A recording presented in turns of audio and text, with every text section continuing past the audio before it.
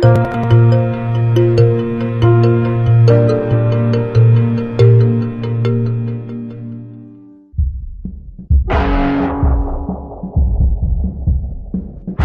computer hacker group Anonymous is claiming tonight that it took down the website of the Federal Appeals Court in San Francisco this afternoon. They took down Senate.gov servers. They've taken down HB Gary. Sony's claiming they did $150 million worth of damage. So many confidential files that tonight, because of these hackers, can be in the hands of anyone. Visa, MasterCard, the PayPal situation. The criminals who hacked into Sarah Palin's private email. The Church of Scientology says Anonymous is a cyber terrorist group of religious bigots. Anonymous and this other group called Lulz Sec. They seem to be wanting to prove a point. Anonymous kind of was like the big, strong, buff kid who had low self-esteem. And then all of a sudden punched somebody in the face and was like, holy shit, I'm really strong. And Anonymous calls itself the final boss of the internet. And sometimes it proves to be really fucking true. You are going to violate the freedoms of the internet, you certainly better watch the fuck out. They are kind of the rude boys of activism.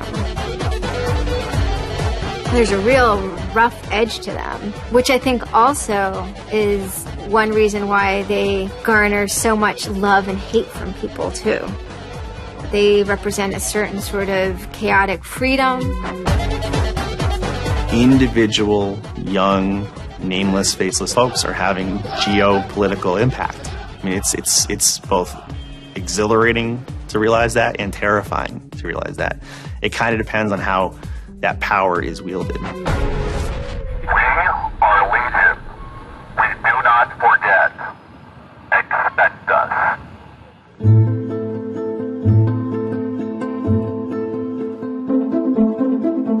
We stand for freedom. We stand for freedom of speech, the power of the people, the ability for them to protest against the government, to right wrongs. No censorship, especially online, but also in real life. We have members throughout society and all stratas of it worldwide. Yet we have no leadership. It's one voice. It's not individual voices. That's why we don't show our faces. That's why we don't give our names. We're speaking as one, and it's a collective. Good timing. I would love to live in a country where the government fears its citizens and not the other way around. But right now, plenty of anonymous actors are in hiding because of fear of reprisals by the government. I've been called many things. There's unpatriotic. That we're just a bunch of children sitting in our parents' basement. I got called a terrorist sympathizer. We've been called kids, we've been called cyberbullies, we've been called hooligans, and, you know, sometimes those words aren't entirely unfair, but this is a serious political movement. No one, you know, in the general public really seems to get it. What they don't seem to get is that the ability for Anonymous to be everything and anything is its power. Anonymous is a series of relationships, hundreds and hundreds of people who are very active in it and who have varying skill sets and who have varying issues they want to advance and who are collaborating in different ways each day. They're a little bit like a prism or kaleidoscope. They've got many different facets and many different sides. Of course, when you spend enough time with them, you start to get a sort of feel or texture that's not just random, right? Yet it's very multifaceted, very rich, which does span from the quite lighthearted to the very, very serious.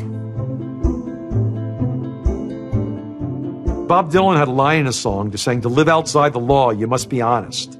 They might do something which isn't technically correct, maybe it's not legally correct, but they're doing it for purposes that in their minds at least are ethical.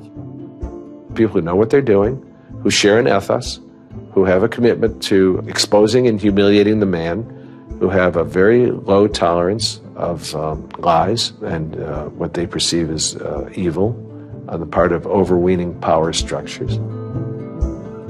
They share information, they share tools and techniques, and they are currently having a very good time.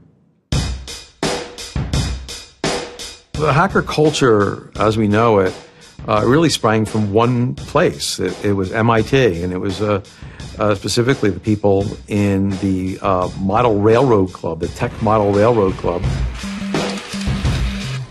Hacking originated as humorous pranks. When the guys at MIT put a Volkswagen up on top of the dome of the building, and people woke up and saw the car up there in the morning, or they measured a bridge by the body lengths of somebody. I would say his name was Brian, and discovered the bridge over the Charles River was, 822 Brians. These are funny things. That's where hacking originated, and it migrated into engineering and computer communities. It's witty. It's pranks. I'm Chris Weissopel, former member of the Loft. We don't necessarily say hacking group because it makes it sound like we're hacking, so we used to call it a hackers think tank. Hacktivism was a term coined by a group called Cult of the Dead Cow. The Cult of the Dead Cow was really kind of sort of like a propaganda type of organization. They had a guy who's the minister of propaganda. They're kind of merry pranksters. Like everything they did was completely over the top. One of the guys there coined the term hacktivism because he saw one of the things his group was doing, which he called hacktivism, was writing software that people in other countries could use to communicate securely, even if their government was spying on them. So the principle was really, it was freedom of expression. It was everyone should have access to the internet. Everyone should be able to communicate and get their message out on the internet. Even more important in countries where there was repressive regimes, that if you said something against the regime, they would come and take you away, and you weren't saying it anymore.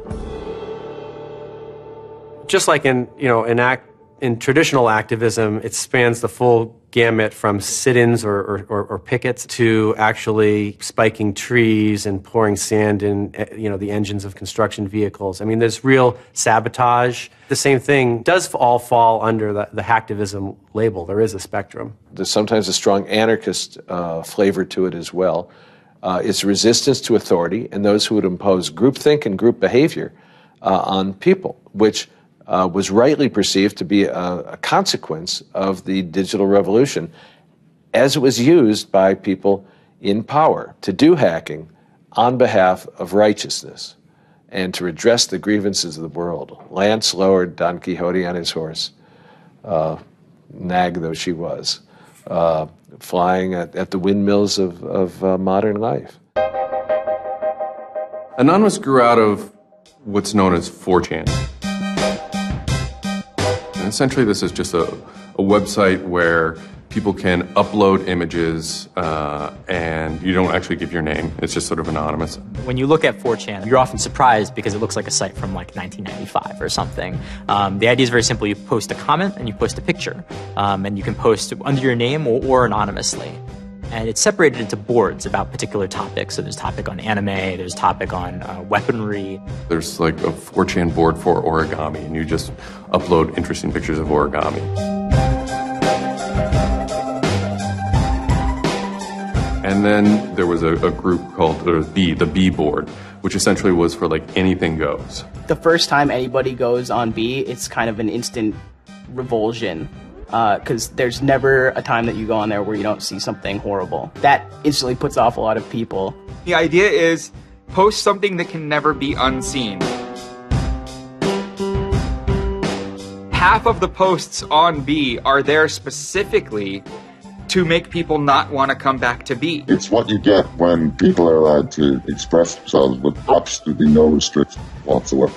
It's the kind of sum of human imagination, and people can get together and think together without any limits or parameters. It's the most vile, disgusting, and funny thing on the internet.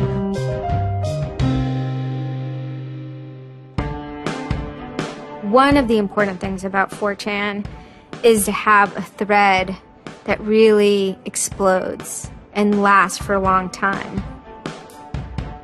If it doesn't, then it disappears. It's a site that's not archived. So it creates conditions for anything that grabs attention at some level. And so humor and grotesqueness as a result are quite good for that. I'd rather just be referred to as anonymous, I guess, in any interviews, because I have some docs out on me. 4chan's just where I went to. I grew up on it, and I lived there. That's just what I did for fun. It takes a thick skin to enjoy it. But, as long as you're not offended, you'll occasionally come into something really cool or really creative on 4chan. I think the most interesting thing about it is how you can watch memes evolve. You'll see something posted one day, and then a week later it's got 50,000 derivatives of it. A meme is basically just an idea. It's kind of like a gene, but in the realm of the idea. A lot of the great internet memes that we all know and love, lolcats, right? Little cats doing funny things, and then they have, Icon has cheeseburger, right? All that stuff seems to start in this like petri dish that is 4chan b-board.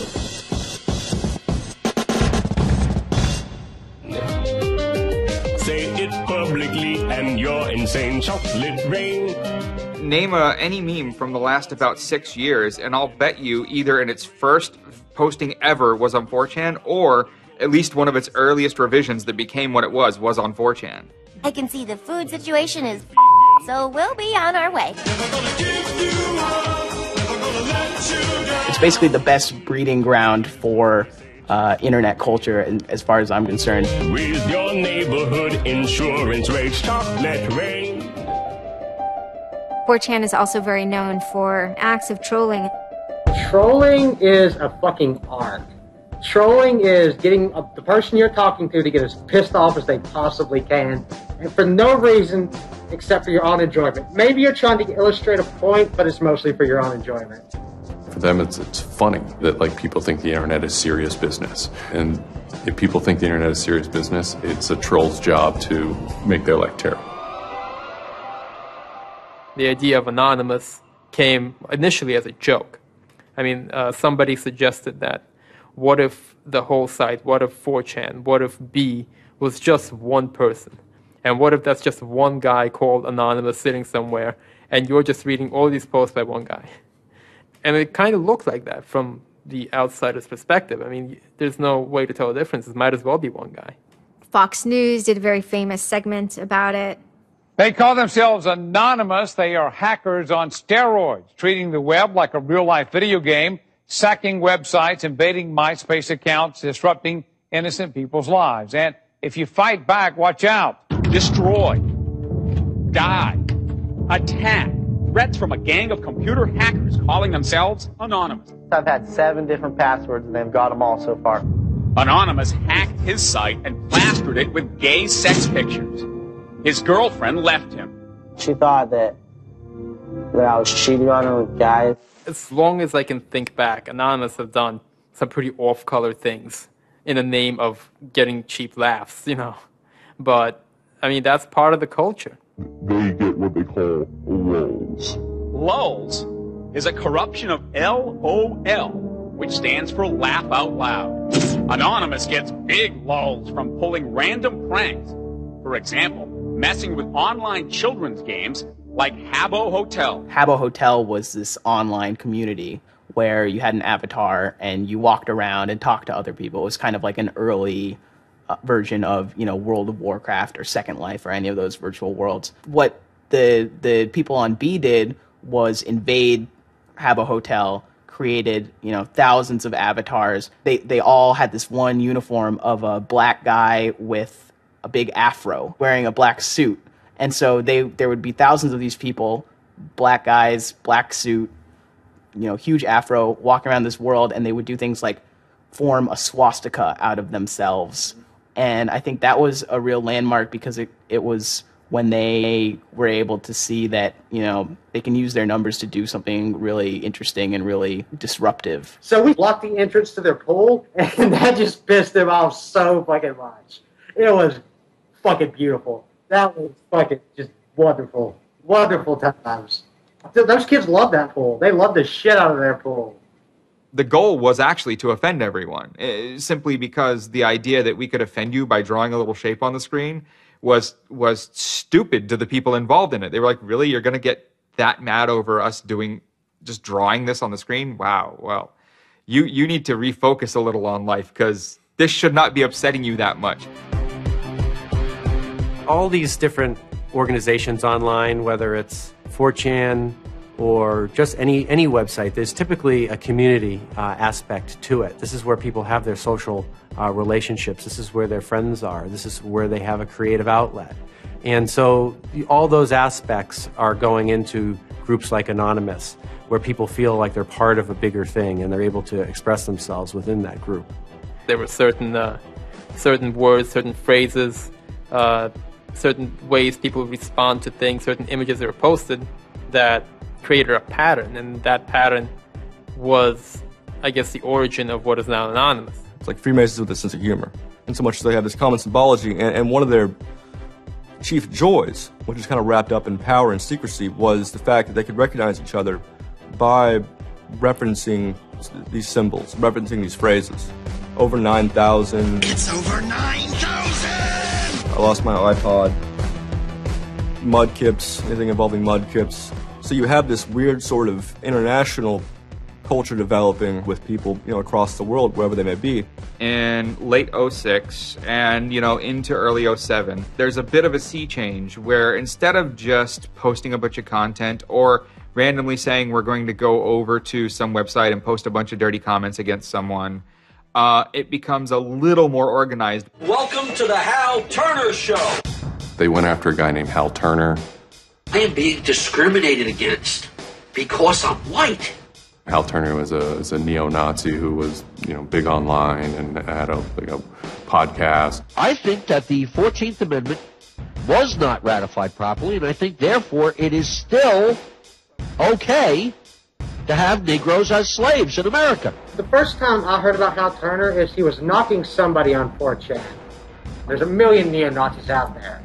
But he started picking on our dudes, so we had to go to our dude's fucking defense, and it just so happened that he was a neo-Nazi, so that's a bigger reason that he's a fucking dickface. Who are you? Where are you calling from? Hola, this is Pedro. Spick, don't call. Diego. He was just a horribly racist radio personality who seemed to handle it well when you called in. Like, he could handle being berated by Anonymous. And that made it very interesting. It made it a bit of a challenge. It wasn't some guy who just either crumbled or stopped answering the phone. It was a guy who would yell back.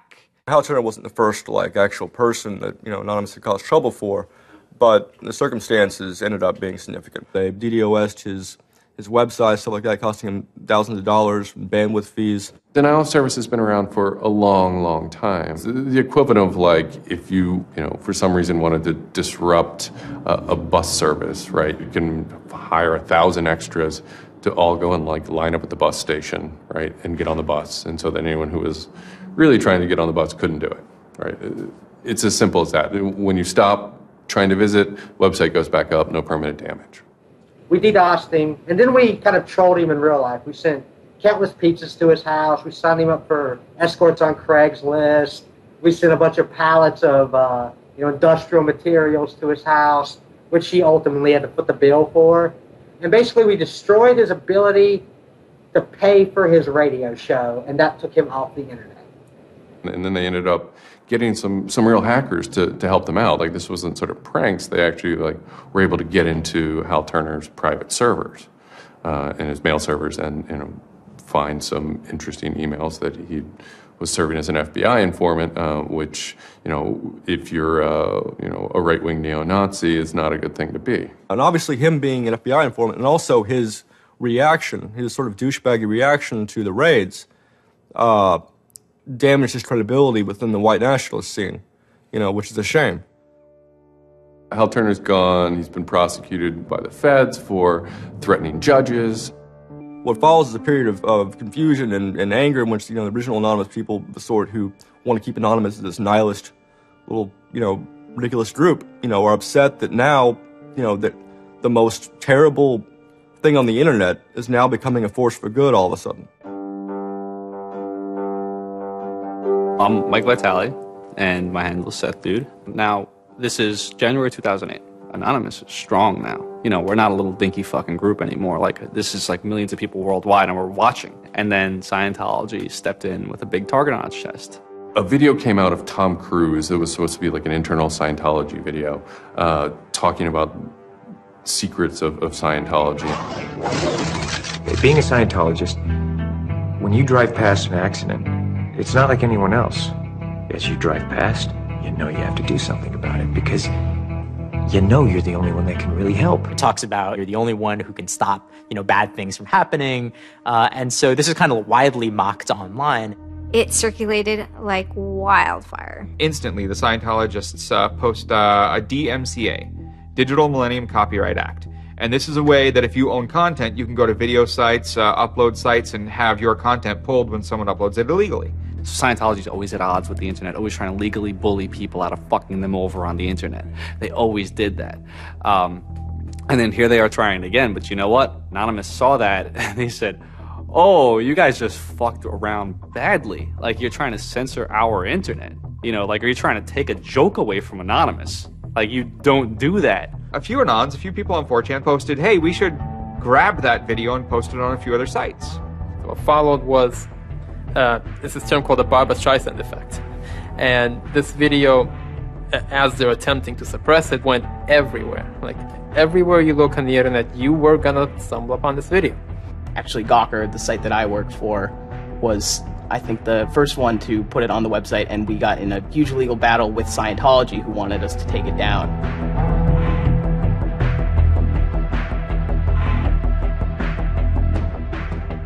Scientology is an interesting target because in some ways it's the perfect inversion of what geeks and hackers value. At so many different levels: science fiction, intellectual property, discourses of freedom, science and technology. It's very proprietary.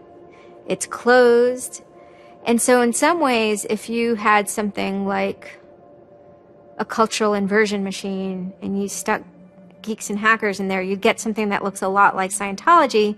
So it's quite offensive, and there's a real pleasure in attacking your perfect nemesis. And people who knew what Anonymous was to begin with were like, oh my God, Anonymous is going to go to war with Scientology. This should be really interesting. Especially because it's two weird-ass groups. I mean, I've been an Anon for a long fucking time. I know Anonymous is really strange. They're weird, and the stuff we like is weird, and it's really not mainstream at all. Now you have Scientology. Also really weird. A lot of crazy shit goes down. Anybody on the outside who's seeing this is going, let's watch these two retards fight. Like, both their pants are going to fall down, they're going to triple, and then it's going to hurt everybody, and it's going to be hysterical. And then that's when 4chan kind of reared into action, really reared into action. And they started to troll the Church of Scientology. And this took the form of pranking the Dianetics hotline, ordering pizzas. I go to call them on the phone, and it's busy. And that's their main fucking Dianetics hotline. Their Dianetics 800 number, you can't get through because Anons have completely fucking clogged it. And just probably saying stupid shit. The whole idea was just you call them just to keep them on the phone. What's an Elron? How do I Dianetics my face? They were not expecting that, and they couldn't handle it. I'm Brian Mettenbrink. I had just gone to 4chan just on pure happenstance, and I saw a post about the Scientology thing, and I started looking up stuff, and I'm like, oh, this is actually for a decent cause. I think I'll, do this. Anonymous members have developed a distributed denial of service attack tool called Low Orbit Ion Cannon, which is a name taken from a computer game. Low Orbit Ion Cannon is what's called an endgame weapon in Red Alert.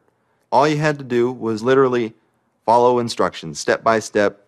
What you do is you put in the site, you see that the IP is correct, you make sure that all these settings are good, and you hit the button, and off it goes. And what it does is it tells Scientology.org, in this case, it tells them to send their website to my computer about, I think, it was 800,000 times in a weekend, and I'm pretty sure I probably took it down myself a couple of times. It felt like you were making a difference, just you yourself, and you didn't even have to leave your home, And one of the guys said, we need to make a video. We have to make a video. Hello, leaders of Scientology. We are Anonymous. When the video came out on January 21st, that was one of the first times that Anonymous, as a culture, started referring to itself as Anonymous as a movement. That video probably changed everything. We are Anonymous. We are Legion. We do not forgive. We do not forget. Expect us. It basically looked like if a computer was going to tell you that he was going to beat the shit out of you, this is what it would look like. That one video really galvanized that moment of innovation. That's exactly like with that video, internet activism, as it's known today, was born. And you just see this consensus forming that it's going to happen. So we made the code of conduct. Don't bring weapons. Dress accordingly. Cover your faces, because they will try and find out who you are and screw with your life. Rule number 17. Cover your face. This will prevent your identification from videos taken by hostiles. Scientology has a history of harassing, stalking, and just generally doing horrible things to its critics. So people needed a way to hide their identities. A lot of people had very legitimate fears. They don't want to be followed home. They don't want to be stalked. They don't want to put their families and themselves in danger. Everyone was going, well, we're going to wear a mask. What's the only fucking mask that we all already know or have a joke about? And it's the Guy Fawkes mask. You see the movie V for Vendetta, the ending scene where everyone's wearing the Guy Fawkes mask. That is very reminiscent of what Anonymous thinks Anonymous is.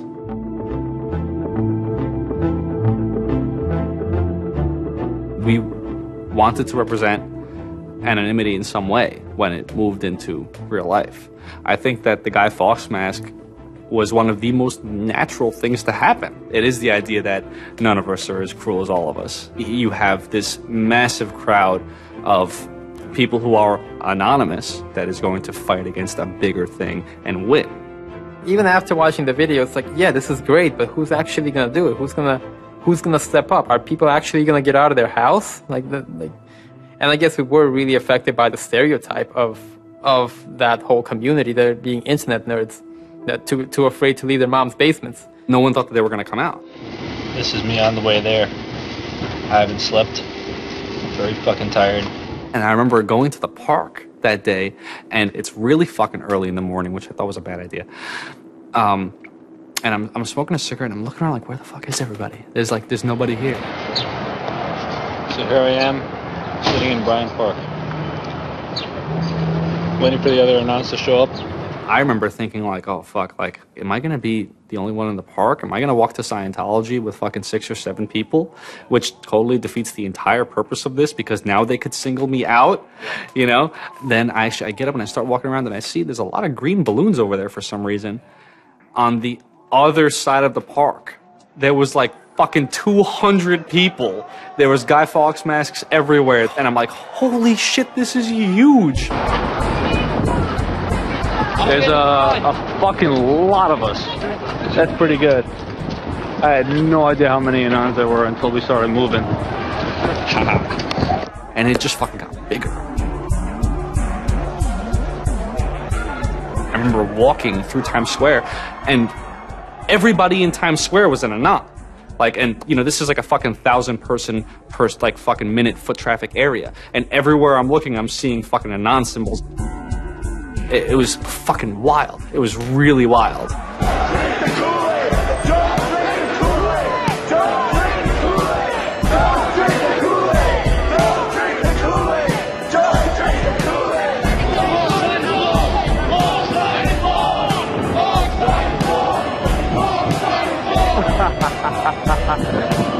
This is our fucking race.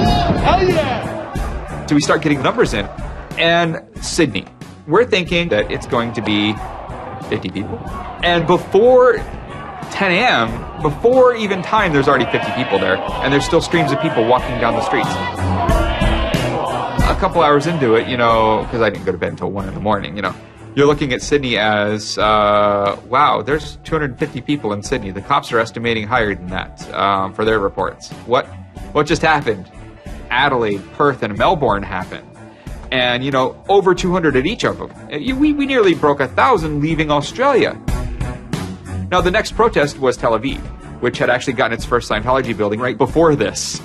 There were Palestinians and Israelis at this protest, both holding their flags. And at one point, they actually switched flags and held up each other's flags and whatnot. It was awesome to see.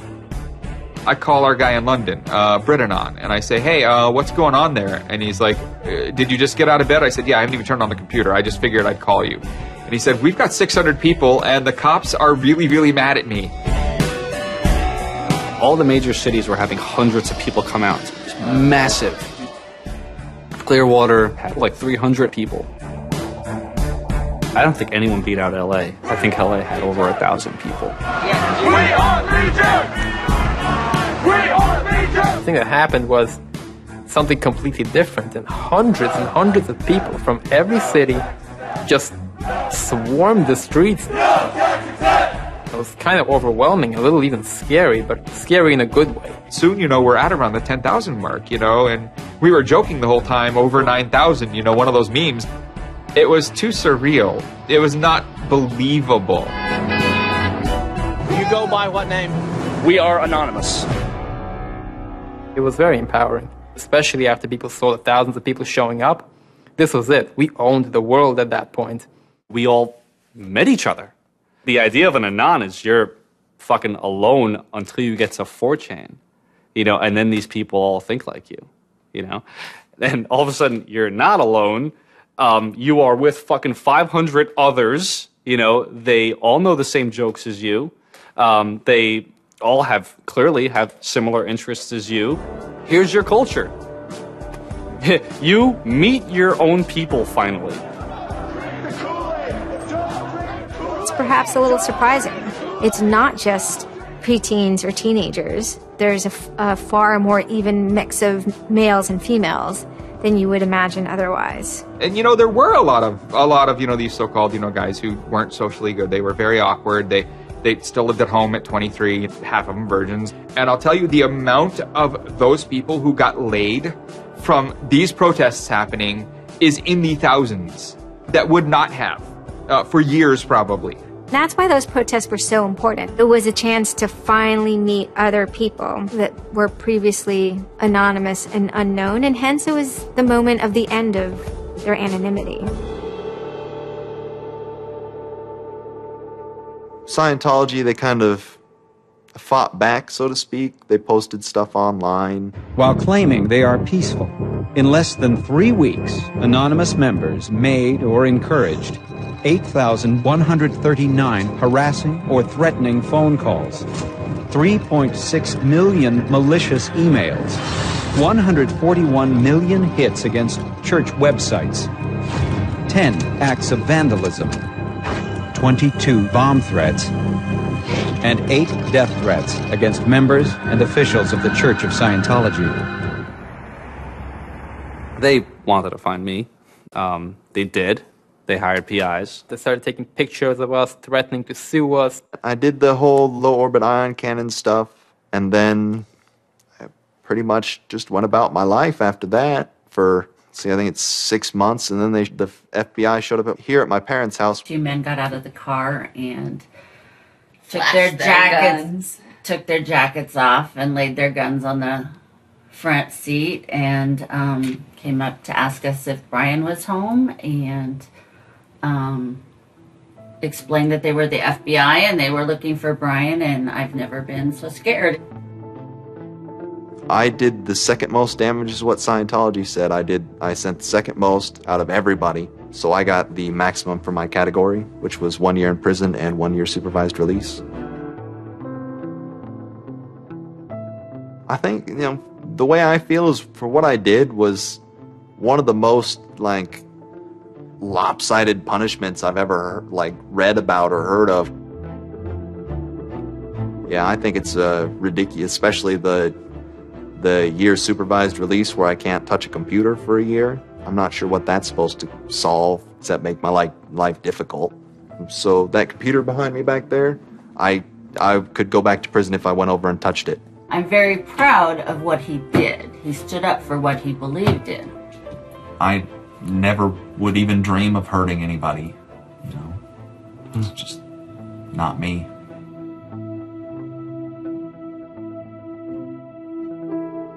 Prior to Anonymous, critics of the church still had to be very, very careful because of the aggressive lawsuits that were launched against academics, journalists, and other critics. I would say that era is over. And Anonymous, more than any other sort of intervention, is probably responsible for that change. This actually caused a decent rift in Anonymous. There was one big group, significant group of people who would say, this Chanology stuff, it's cancer, it's awful, it's bad, it's just bringing attention to us that we don't want. One Anon said it well once. There is no leader. Their ops have momentary leaders, de facto leaders.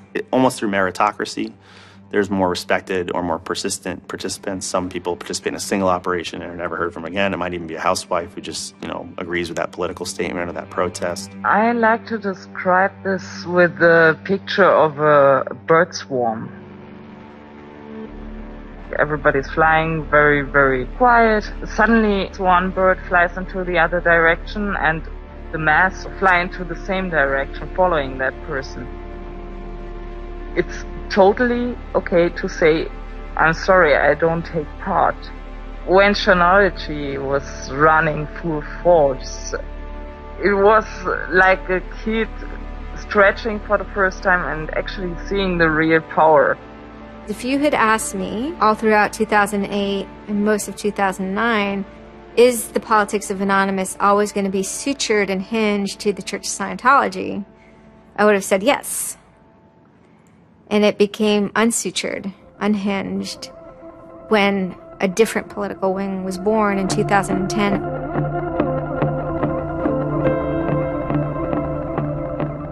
It is our task to find secret abusive plans and expose them where they can be opposed before they are implemented. The interesting thing about someone like Assange is that he actually also sprang from, a hacker culture. It's a mentality of spreading information. Julian was Mendax. He was the greatest hacker that ever walked the face of the earth when I was a kid. I mean, they rumored he could move satellites around in space by hacking into NASA.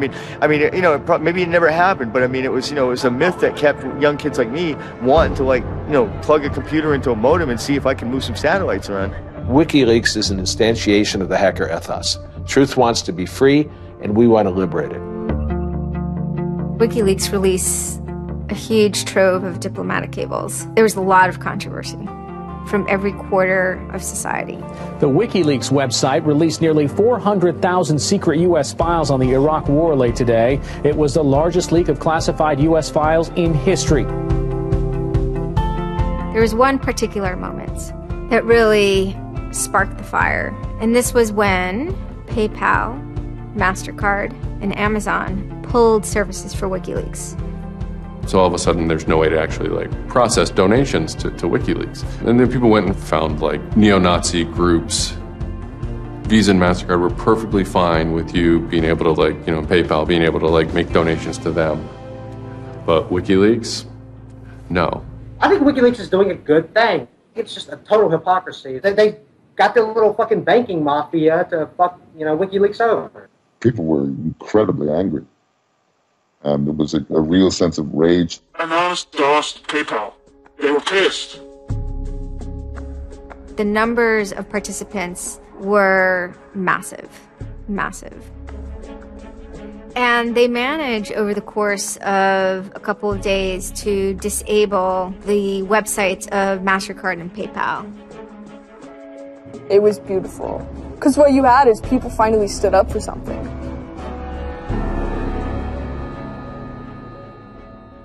My name's Pete Fine. You can call me an internaut or a hacktivist. Telecomics is an ad hoc cluster of volunteer net activists who have spent much of the last year trying to keep the internet running in the Middle East. In kind of the lead up to the Egyptian revolution, we would tweet on people's behalf. We would get people from Egypt who were unable to access Twitter on their own on our IRC network, and we would take reports from them and tweet them out using our account to kind of help them get the word out about what they were experiencing. Some of this shit is personal. And one of the things about the movement as a whole, when Egypt rolled around, is that Egypt broke us emotionally. Watching in real time with live feeds that we helped set up, Egyptians get massacred with machine guns. It was different, and I have never in cyber activism wept before. It's never bothered me like that. It's never been able to touch me the way Egypt touched me. And then January 27th, January 28th rolls around, and the Egyptian government starts shutting down the internet. I mean, just for the whole country. The whole country. There's this fantastic traffic graph that you can see the traffic coming out of Egypt, and it looks like, like this, and it goes like that. Just totally stops. And we were just shocked. I mean, we were just like, what the fuck? Like, what the fuck? To think that a country would completely cut itself off as much as it was able to from the outside world was pretty unthinkable. We know bad things go on in the dark places. That's the kind of thing that could start riots. I think when Mubarak did what he did, I think it really upset people here as well as in the Middle East. I put myself in their place, and I found myself in a desert of nothingness because he just wiped out everything that my world incorporated. That just showed me and everybody else that the same thing can happen at any time, at anywhere, in any government. Anonymous and the people on the internet stood up and said, go fuck yourself. You want to shut down their internet? Fine. The people on the internet will show them how to turn it back on. A lot of my friends helped with encryption, helped people on the ground in those countries validate SSL keys and certificates, and really showed them how to subvert their government and become free. And then Telecomics started to tweet connections to the internet, dial-up connections. In Egypt, the care package we put together included some kind of our comms information, the ham radio and dial modem details. In total, we helped coordinate and run about 500 dial-up modem lines. We also Googled up treatments for tear gas and other kind of basic medical treatment and found folks who could translate that into Arabic. Sort of put this together in a nice one-page PDF and fax, and off it goes. President Hosni Mubarak has decided to step down from the office of President of the Republic.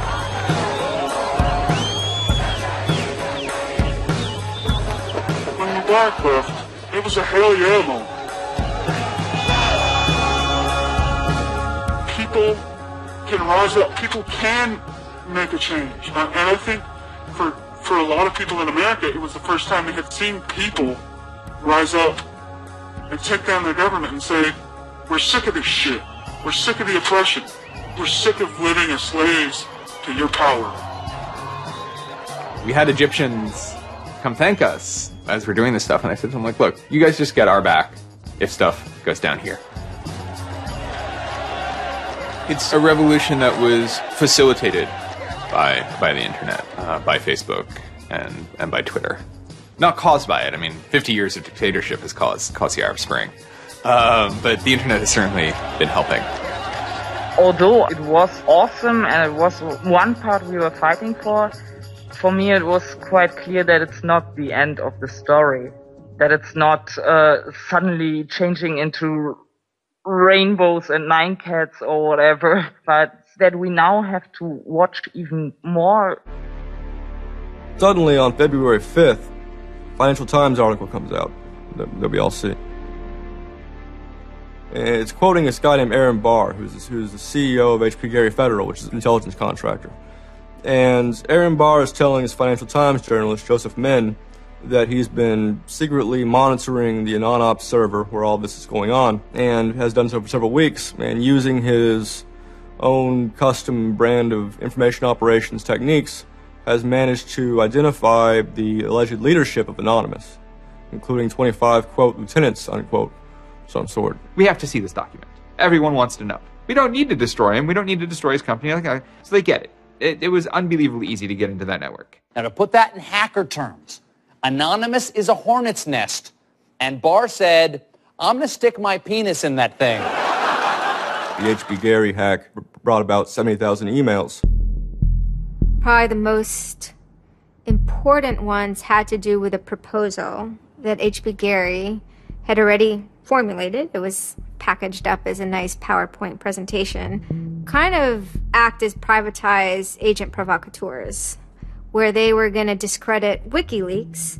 HB Gary was proposing submitting fake documents to WikiLeaks, and then when discovered as fake, the error could be called out and it would discredit WikiLeaks. Right.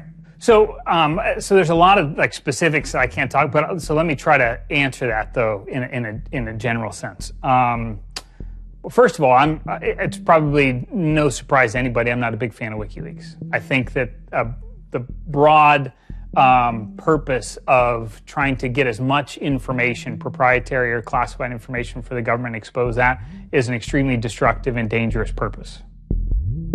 The proposals involve conducting information war on WikiLeaks and its supporters, creating dissension within WikiLeaks, DDoS attacks. You also wanted to launch cyber attacks on WikiLeaks infrastructure to get information on document submitters. Well, one thing I guess I want to make sure is clear is, none of those activities had actually occurred. In business, there's, when you start proposing or thinking about an idea, there's a brainstorming phase. And somebody says, well, what if, what could we do? What's theoretically possible? Well, still, this was an idea. This was proposed. This was something that you thought about. Right. They also wanted to go on a campaign kind of targeting Glenn Greenwald, who's a reporter for Salon, who's an outspoken kind of critic of the government and supporter of WikiLeaks. It seems like you're trying to attack a journalist here.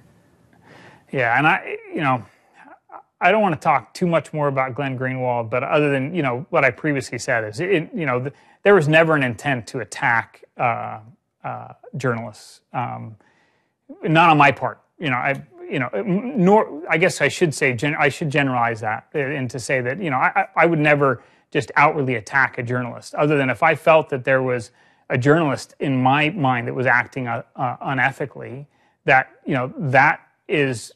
that's a fair game for having a public discussion about. They were walking a very fine ethical line at points, and in many cases, the mass opinion is, no, they stepped well past it. I will not support broad theft of information released to the public, because that's nothing but destructive. If somebody has information that's been stolen from them, and whether or not WikiLeaks encouraged the theft of that, or whether or not it was just put in their lap, still they're threatening to release the information that is the private property of another organization. So your choices are to just allow that to happen, or to try to stop it. How offensive is too offensive? We've certainly seen a lot of strategy coming out of governments across the world now saying, publicly admitting that they need to develop better offensive strategies in cybersecurity, because defense as a whole, it isn't enough. It never is enough. In the court of public opinion, that took H.B. Gary quickly from being a perceived victim to being a perceived villain themselves. It was becoming harder and harder to distinguish the good guys from the bad guys. And then, kind of seemingly out of the blue, there was something by the name LulzSec that sailed into the seas. LulzSec it's sort of a group, mostly from Anonymous, who, large part of the same people who hacked H.B. Gary. And they decided to form this little group and just carry on operations sort of outside the purview of Anonymous for a while. They hacked whatever they wanted, they released whatever they wanted. It's almost like they had no rules. They just said, this is what we're going to do. We're going to stir up the cart. We're going to make some trouble. We're going to make some waves. And they did. The majority of time, the majority of Anons are not doing anything particularly illegal. When they are, a huge number of them try to do that in a very specific political context. For those people, what LulzSec was doing, they were funny, but they were attacking random targets. They were breaking the quasi-rules by attacking media. PBS's Frontline runs a documentary mainly focused on Bradley Manning, the alleged leaker to WikiLeaks. And a lot of Bradley Manning supporters didn't like it. They hacked a website putting a story that Tupac and Biggie had kind of escaped the world of celebrity fame and attention and retired quietly and discreetly in New Zealand. LulzSec, when they attacked PBS, that gave me the creeps, As a journalist, I'm not too thrilled with the idea of someone judging that we don't like you to write that. We don't like your reporting, so we're going to shut down your website. I'm uncomfortable with that. It could be me, and I could be writing something about a group that they didn't like, and I'm happy to sit and talk with them about it, but don't shut my website down. This is obviously about freedom of speech, so attacking the press would be would sort of be a bit of a contradiction. So people obviously said, well, we shouldn't do that. And obviously LulzSec had a completely different agenda, so they had no problem doing it. Hacktivism started to become sort of, I would say, almost more nasty, using, sort of more no-holds-barred kind of attacks, sort of more vicious attacks. They sort of saw themselves as going out there, breaking into like anything, everything, governments, corporations, police departments, largely for the same reasons Anonymous would. They went after Arizona for immigration policy, 50-day run, causing mayhem, havoc, and then ended it. The computer hacking group Lulz Security has announced it's disbanding, saying it had achieved its mission to disrupt government and corporate organizations for fun. I call this whole thing the rise of the chaotic actor. And chaotic could be chaotic good, neutral, or evil. If you go back to the old Dungeons and Dragons charts. And some people see Anon-Ops initially, let's stick with Anonymous, as chaotic good. They saw Operation Payback, or they saw attacking Scientology, and they say that's good. It's like Robin Hood, right? Chaotic good. Outside the system, but doing something good.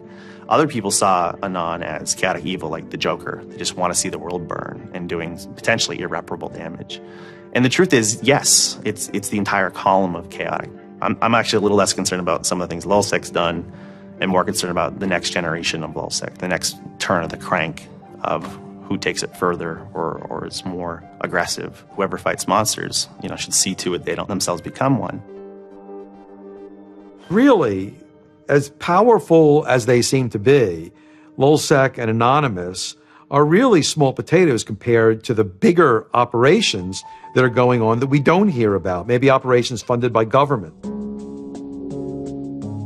16 people were arrested today, but dozens of FBI agents targeted alleged members of the loose-knit hacking group.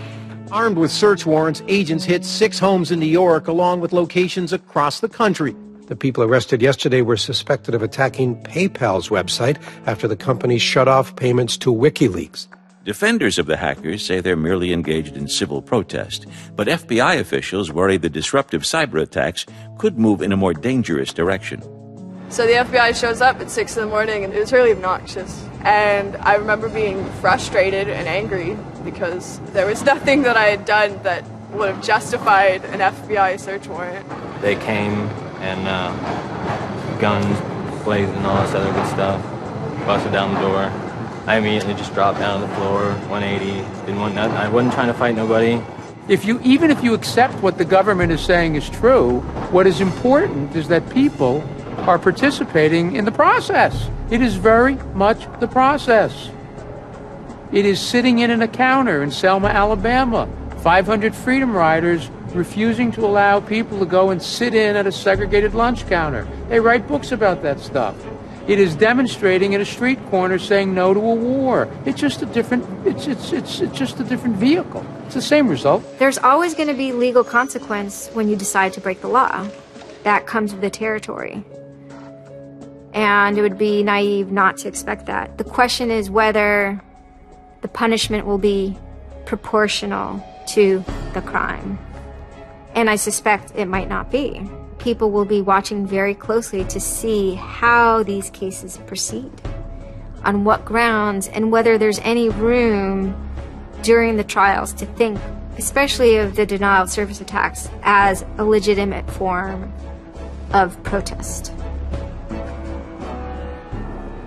So much of our lives are now configured, at least in part, on the internet. So we better start thinking about how we claim parts of the internet as spaces that we can also protest in.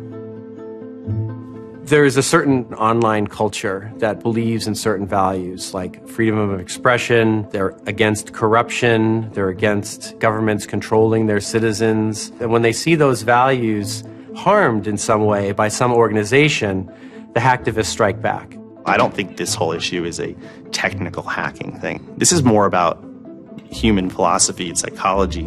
What's motivating us? Why is there so much unrest or disenfranchisement or anger that would lead people to want to take matters in their own hands and join these? Whether you think it's bad or not is irrelevant. It's not going away. The part of me that likes the ability to have rapid destabilization and change loves this. The part that knows how powerful it is means it's a force multiplier for good or for evil. And how that power is wielded and how we want to self-regulate is going to be the most deciding factor in if this is a menace or a benefit. I certainly don't think most of the conversations in law enforcement or the government are informed enough to know how to deal with this. I suppose the question you really want to ask is, would I do it again? And honestly, after thinking about it, I felt that I did what was right. I had a belief, I still do, that what I did was the right thing, and hopefully someone got some good out of it. You know, I'd love to think that maybe I stopped someone from joining a cult. You know, probably wouldn't tell on myself next time, but you know, I don't think I would have changed a single thing other than the whole talking to the FBI thing. Just that little yeah, just the little detail that kind of changed everything. Yeah. I'm angry.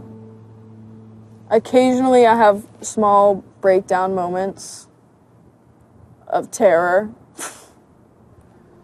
But I haven't stopped believing what I believed. I haven't stopped wanting to fight. I haven't stopped caring. Show me what democracy looks like! Show me what democracy looks like! There's a lot of people in Anonymous who feel very deeply and very sincerely about their contribution towards democracy around the world. And I think that's one of the main things that I'm most proud of about Anonymous. There are things that I'm not proud of about Anonymous, but we stand against censorship and we stand against oppressive governments, even our own. It's a very noble thing. And history teaches us that change simply doesn't come with flowers. It doesn't work. No? If they say I'm a criminal, damn, well, then I will be one.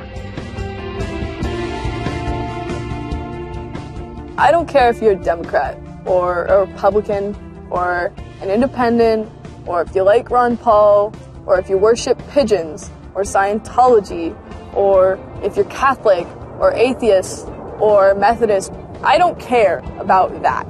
Your opinion matters. I don't care if I disagree with it. I don't care if I hate your guts. Your opinion matters.